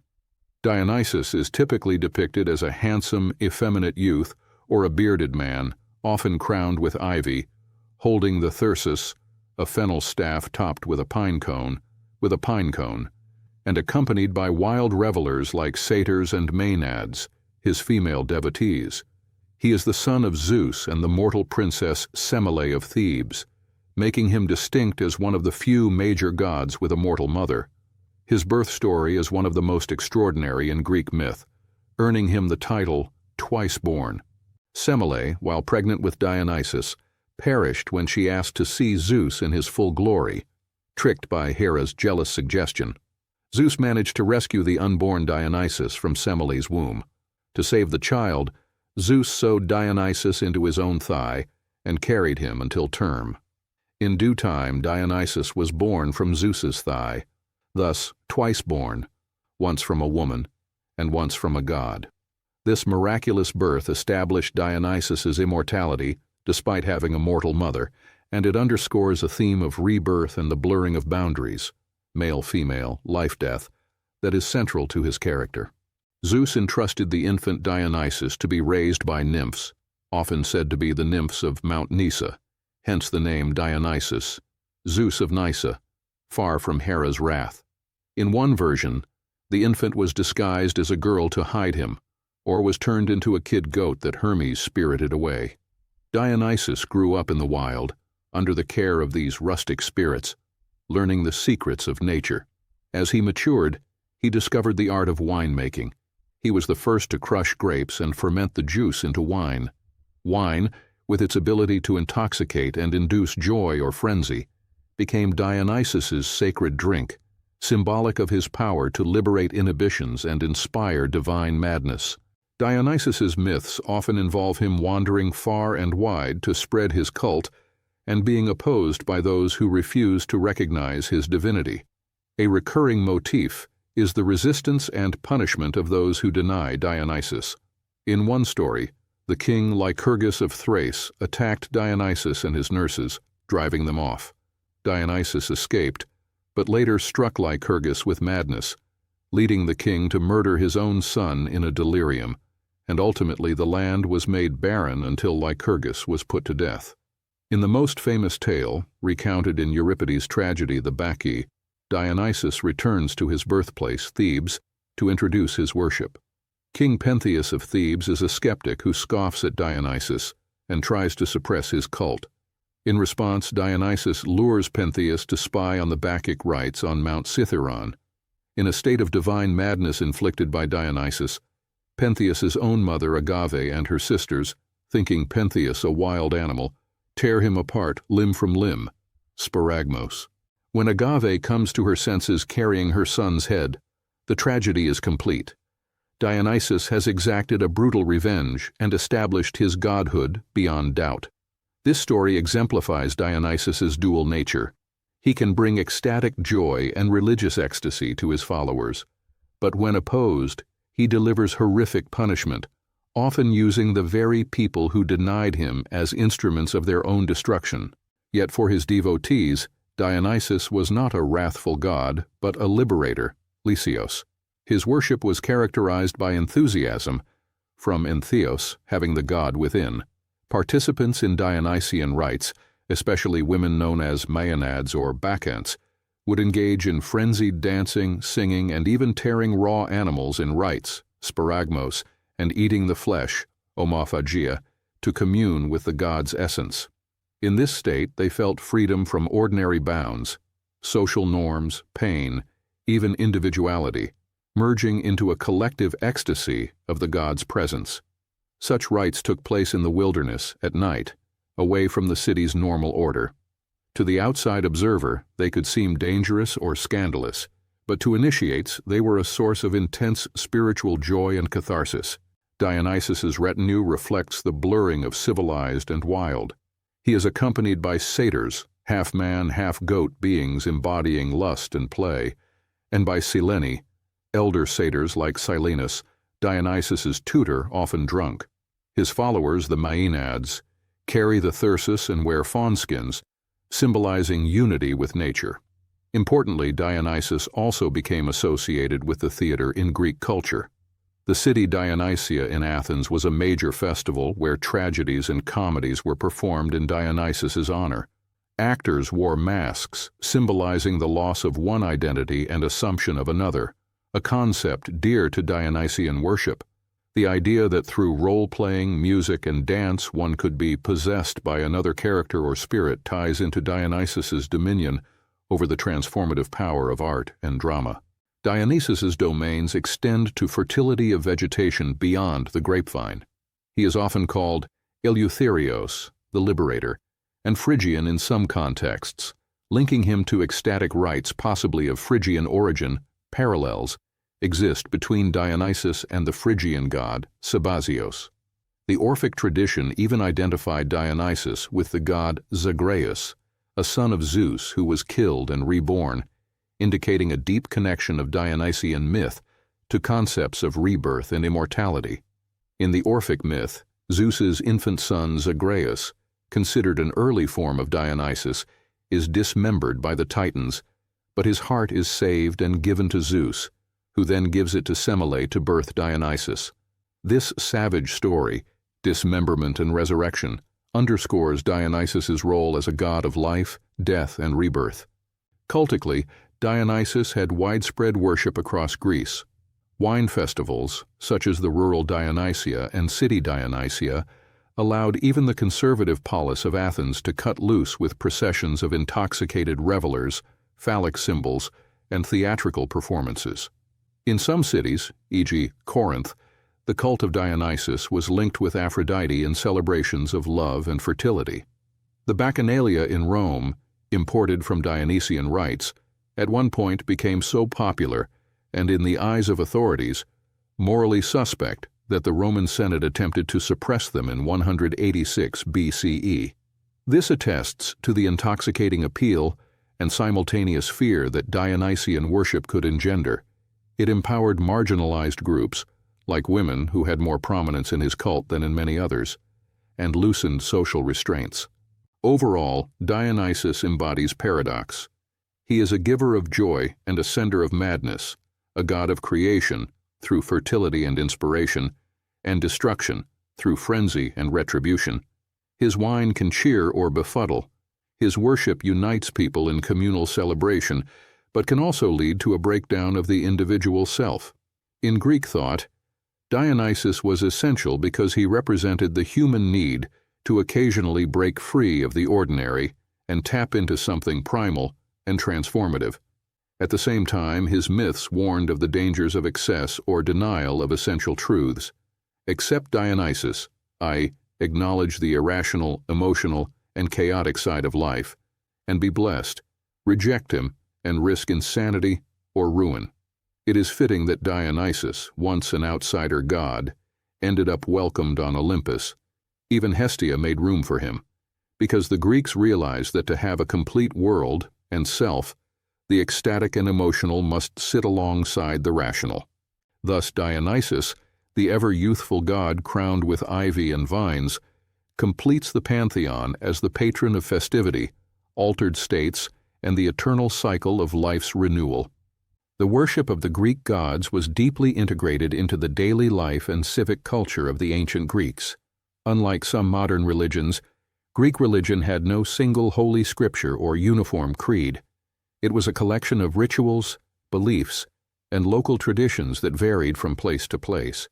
What united the practices was a common respect for the Olympian gods and many minor deities, and the performance of public and private rituals to honor them. The act of worship focused on sacrifices, prayers, and festivals rather than doctrine. At the heart of Greek worship was the altar and the sacrifice. Every city, town, and household maintained altars, often in the courtyard or at the hearth at home, and in the open air for public spaces, where offerings to the gods were made. A crucial point is that Greek altars were typically outdoors, even if associated with a temple. Worshippers would approach the altar under the open sky, for Olympian gods, or at a pit for chthonic deities, present offerings, and pray aloud to the gods. Offerings could range from simple food and drink, libations of wine, cakes, fruit, to elaborate animal sacrifices. For a standard animal sacrifice, say a sheep, goat, or bull, the Greeks followed a careful procedure. The animal was adorned, barley grains were scattered, prayers said, and the creature's throat was cut over the altar. The blood was collected and poured on the altar as the god's portion, and certain parts like bones wrapped in fat were burned with fragrant herbs. This was the portion for the gods to enjoy via the rising smoke. The remaining meat was then roasted and shared in a feast by the worshippers. This communal meal was a vital part of Greek religion. It cemented social bonds and symbolized the gods and humans strengthening their relationship, with the gods receiving honor and humans receiving sustenance. The humor was not lost on the Greeks that they kept the best cuts for themselves. Comic playwrights joked about how humans got more benefit from sacrifice than the deities did. Yet, the act of sacrifice was seen as maintaining cosmic and social order. Everyone knew their part and portion. Aside from animals, liquid libations were extremely common. Almost every meal or gathering began with a small libation of wine poured to Hestia or other gods, and sometimes at symposiums, drinking parties. Each cup of wine would start with a few drops to the Olympians or heroes. Incense, oil, milk, and honey could also be offered. The first fruits of harvest were given to Demeter. A lock of hair might be dedicated to a river god, etc. These acts acknowledged the god's role in everyday successes. Greek temples and sanctuaries were the centers of religious life, but they functioned differently than modern churches or mosques. A Greek temple, naos, was fundamentally the house of the god's statue, a secure and often beautifully adorned dwelling for the deity's cult image. Regular worship, sacrifices, and prayers took place outside the temple at the altar, in view of the community. In fact, temples were often small relative to the crowds that gathered in their precincts during festivals. People did not generally congregate inside for services. Instead, the interior cella was usually entered only by priests or specific officials, and on special occasions. Many temples had a porch where votive offerings, statues, treasures given by devotees accumulated. The sanctuary, temenos, around a temple was often large, containing not just the temple and altar but also other structures, treasuries, stoas for shelter, dining halls for sacred banquets, sometimes theaters, as at Epidaurus or Delphi, and accommodations for pilgrims. These sanctuary grounds were usually enclosed or marked off as sacred space. Famous examples illustrate these setups. The Acropolis of Athens is perhaps the most renowned sanctuary, essentially a fortified temenos with multiple temples, the Parthenon for Athena, the Erechtheion for Athena and Poseidon, etc. an altar of Athena outside, and other shrines.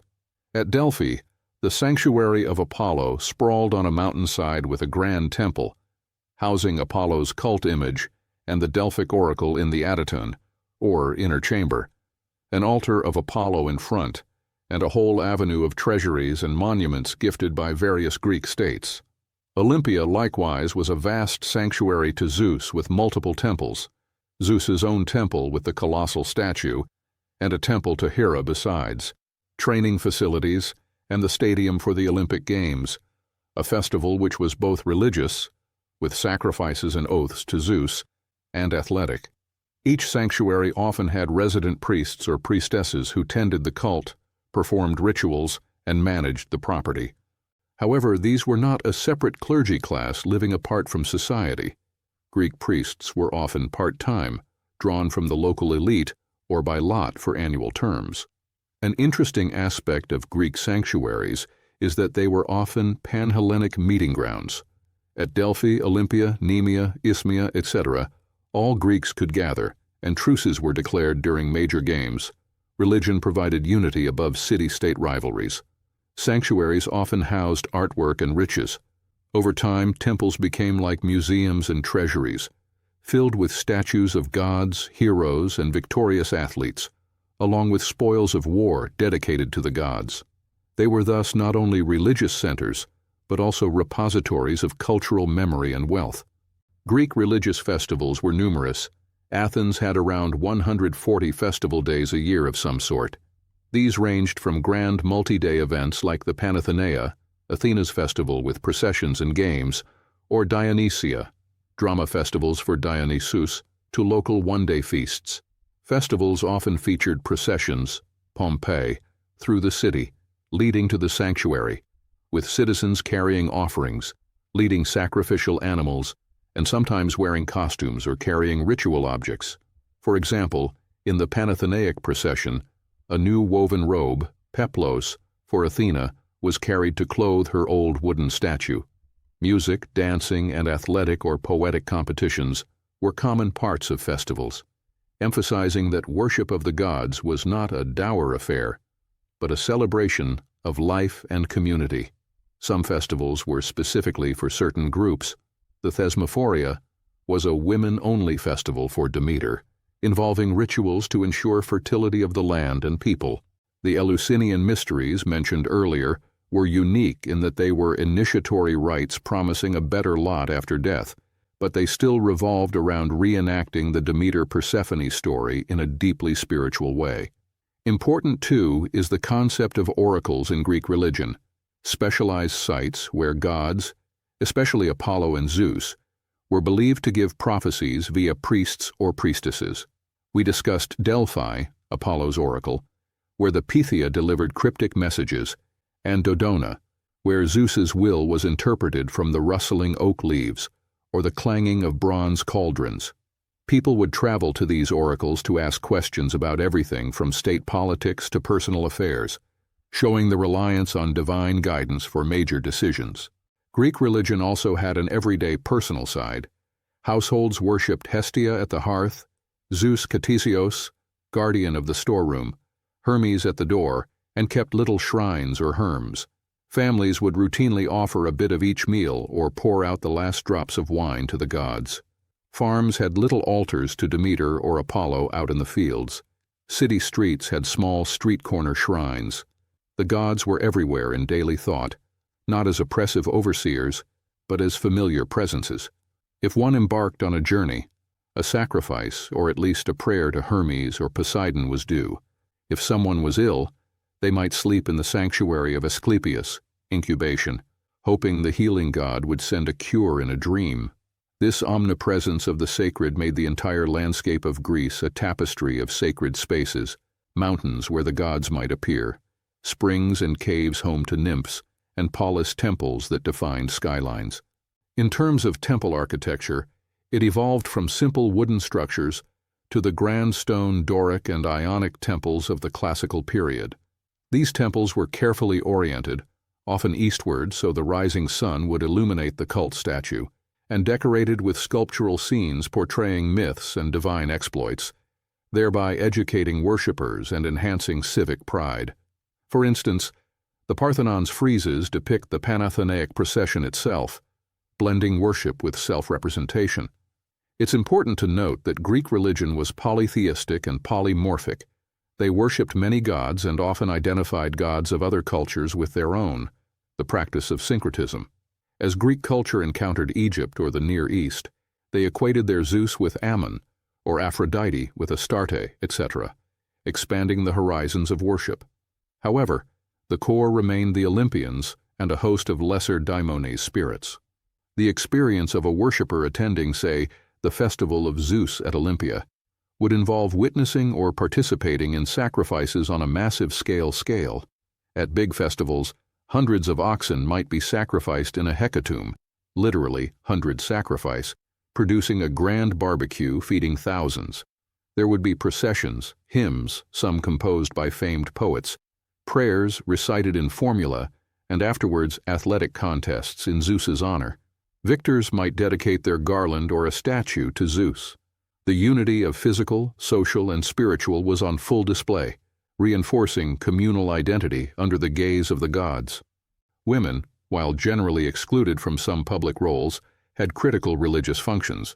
Many cults, like those of Demeter or Artemis, were led by priestesses, and festivals like the Thesmophoria or Arctea, girls playing the bear for Artemis at Brauron, were organized by and for female worshippers.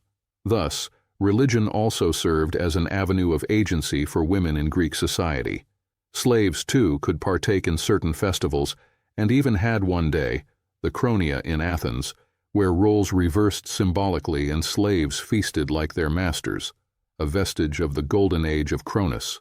In sum, worship in ancient Greece was a richly textured practice that reinforced social bonds, marked time, festivals as calendar milestones, and linked the natural and human realms with the divine.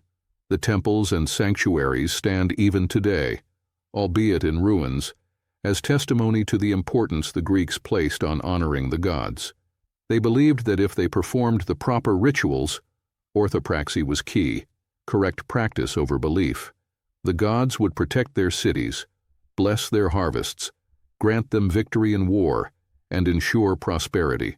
Even as Greek philosophers later questioned or allegorized the gods, the traditional worship continued well into the Roman era until suppressed in late antiquity.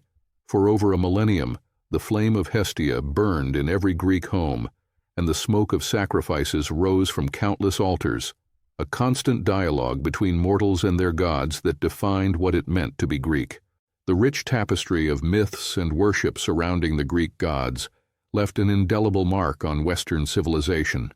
In antiquity, the Greek gods were not only objects of devotion, but also protagonists of literature, art, and philosophy, providing a framework through which the Greeks understood the world. Myths of the gods gave meaning to natural phenomena and human experiences. Zeus's thunder explained the storm, Demeter's grief explained the seasons, and Athena's guidance explained a clever hero's success. The Olympian gods thus personified the forces of the world and the ideals and anxieties of the human condition. Over time, as Hellenic culture spread through the conquests of Alexander and later under Rome, the Greek gods found new homes and forms. They were identified with Roman deities, Zeus with Jupiter, Hera with Juno, etc., ensuring their survival in Roman state religion. Even as direct worship waned with the rise of Christianity, the cultural legacy of the Greek gods persisted. Through literary epics of Homer and Virgil, the dramas of Sophocles and Euripides, and countless other works, the stories of the Greek gods became foundational texts of education and moral discourse for later ages. In the Renaissance, for example, artists like Botticelli painted Aphrodite's birth, the birth of Venus, and sculptors carved Apollo and Athena, seeing in these ancient figures eternal symbols of beauty, wisdom, and human aspiration. Even today, the influence of the Greek gods is evident in language and the arts. We speak of an Achilles' heel, a Herculean task, or Pandora's box, referencing mythic figures in everyday idioms. Planets bear the Latinized names of the gods, Jupiter, Mars, Mercury, etc., Modern literature and psychology use Greek myth as a wellspring, e.g. the Freudian Oedipus complex or Jungian archetypes of Hera and Artemis. The enduring appeal of these deities lies in their human-like qualities combined with divine scope. They are relatable yet awe-inspiring. They experience love, jealousy, anger, and compassion, magnified to cosmic scale, making their stories perennially fascinating. From an archaeological standpoint, the ruins of Greek temples and the statues of the gods found there continue to draw and inspire people worldwide. Standing before the Parthenon or the Temple of Apollo at Delphi, one can sense the reverence the ancients had for Athena's wisdom or Apollo's prophetic sight. These sites have become part of a world heritage, testaments to human creativity in the name of faith. The Greek gods also underscore the Greek achievement in myth-making, creating a coherent yet flexible system of stories that could be retold and reinvented over generations. Poets like Hesiod compiled the Theogony as an account of the gods' origins, while others like Pindar and Ovid, a Roman poet adopting Greek myths, added layers and interpretations to the myths. This mythological canvas has offered endless material for adaptation, right up to modern novels, films, and video games that reimagine Zeus's thunder or Athena's strategy for new audiences. In a scholarly sense, studying the Greek gods provides insight into how the Greeks viewed concepts like justice, Zeus's role, civic order, Athena's, patronage of Athens, the natural world, Demeter and Poseidon, and the irrational, Dionysus. The gods personified these aspects, making the abstract concrete. They also allowed the Greeks to debate ethical issues. For instance, tragedies often portray conflicts between divine mandates and human ethics, as when Agamemnon must choose whether to obey Artemis and sacrifice his daughter. Such stories still evoke questions of moral choice and fate versus free will that resonate today. In conclusion, the Greek gods were not just distant heavenly powers, but intimate presences woven through every facet of ancient Greek life, from the hearth in a peasant's cottage to the grand festivals of Olympia. Their mythology and worship fostered a sense of community and identity, while also encouraging a spirit of inquiry and expression, since the myths were fluid and invited interpretation. The serious and scholarly exploration of Greek gods as we have undertaken reveals a complex and enduring religious humanism. The Greeks imagined their gods in human form and character so they could approach them, understand them, and thus understand themselves. And by building beautiful temples and crafting lasting stories in their honor, the Greeks ensured that the legacy of their gods would live on far beyond the worshippers themselves, continuing to educate, inspire, and provoke wonder in all generations to come. In surveying all Greek gods in their myths and historical worship, we see a panorama of human belief, gods who are fallible yet powerful, a religion without rigid dogma, but rich in ritual and narrative. The serious study of these deities shows how the ancient Greeks sought to comprehend the cosmos and impart meaning to life's events through a pantheon that mirrored their world. And though the temples are now silent and the altars cold, the Greek gods still reign immortal in our cultural imagination, as archetypes of forces and values that are very much part of the human story. If you enjoyed this video, don't forget to like, share your thoughts in the comments, subscribe for more fascinating stories, and ring the bell so you never miss a new episode from Cypher History. Stay curious.